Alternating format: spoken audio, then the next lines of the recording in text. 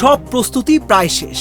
Donald Trump আবারও ইরানের বিরুদ্ধে বড় সামরিক অভিযান চালানোর কথা ভাবছিলেন, কিন্তু ঠিক সেই সময় হোয়াইট হাউসের একটি বৈঠকে ঘটে নাটকীয় মোড়। সেখানে ট্রাম্পকে একসঙ্গে সতর্ক করেন মার্কিন ভাইস প্রেসিডেন্ট জেডি ভ্যান্স এবং দেশটির সর্বোচ্চ সামরিক কর্মকর্তারা। তাদের বার্তা ছিল স্পষ্ট, এখন পূর্ণমাত্রার যুদ্ধ শুরু হলে শুধু ইরান নয়, পুরো মধ্যপ্রাচ্যই আগুনে জ্বলে উঠতে পারে। তাহলে কি শেষ পর্যন্ত জেডি ভ্যান্সের আপত্তিতেই থেমে গেল ট্রাম্পের নতুন যুদ্ধ পরিকল্পনা?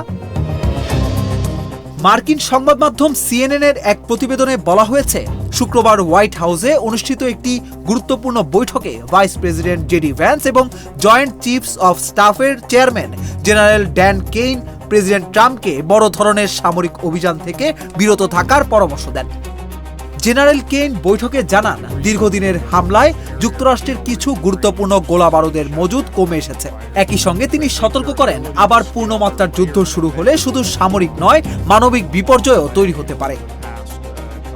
প্রতিবেদন অনুযায়ী বৈঠকে আরও বলা হয়, যদি যুক্তরাষ্ট্র ইরানের সড়ক, সেতু কিংবা বিদ্যুৎ কেন্দ্রের মতো বেসামরিক অবকাঠামোতে হামলা চালায়, তাহলে কোটি কোটি সাধারণ মানুষ বিদ্যুৎ, খাদ্য ও জরুরি সেবা থেকে বঞ্চিত হতে পারে। শুধু তাই নয়, এতে নতুন করে বিশাল শরণার্থী সংকট তৈরি হতে পারে এবং উপসাগরীয় অঞ্চলের তেল স্থাপনা ও লবণাক্ত পানি বিশুদ্ধীকরণ কেন্দ্রগুলোর ওপর ইরানের পাল্টা হামলার ঝুঁকিও বেড়ে যাবে।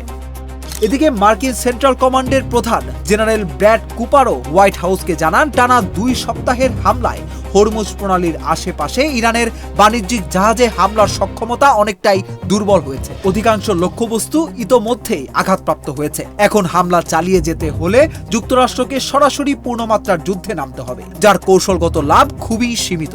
এই সামরিক মূল্যায়নই ট্রাম্পের সিদ্ধান্তে বড় ভূমিকা রাখে। অন্যদিকে ট্রাম্প অবশ্য গোলাবারুদের ঘাটতির বিষয়টি প্রকাশ্যে অস্বীকার করেছেন। তিনি বলেন, যুক্তরাষ্ট্রের কাছে বিশ্বের যে কোনো দেশের তুলনায় অনেক বেশি অস্ত্র ও গোলাবারুদ রয়েছে, এমনকি প্রয়োজনের চেয়েও বেশি। তবে সামরিক নেতৃত্বের সতর্কবার্তার পর থেকে পরিস্থিতিতে স্পষ্ট পরিবর্তন দেখা গেছে।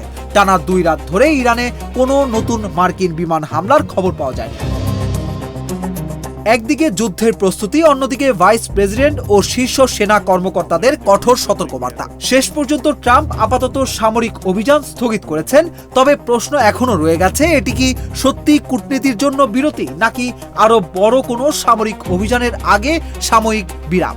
কারণ মধ্যপ্রাচ্যের এই সংঘাত এখনো শেষ হয়নি, আর হোয়াইট হাউসের পরবর্তী সিদ্ধান্তই ঠিক করে দিতে পারে যুদ্ধ নাকি আলোচনার পথ, কোন দিকে এগোবে পুরো অঞ্চল।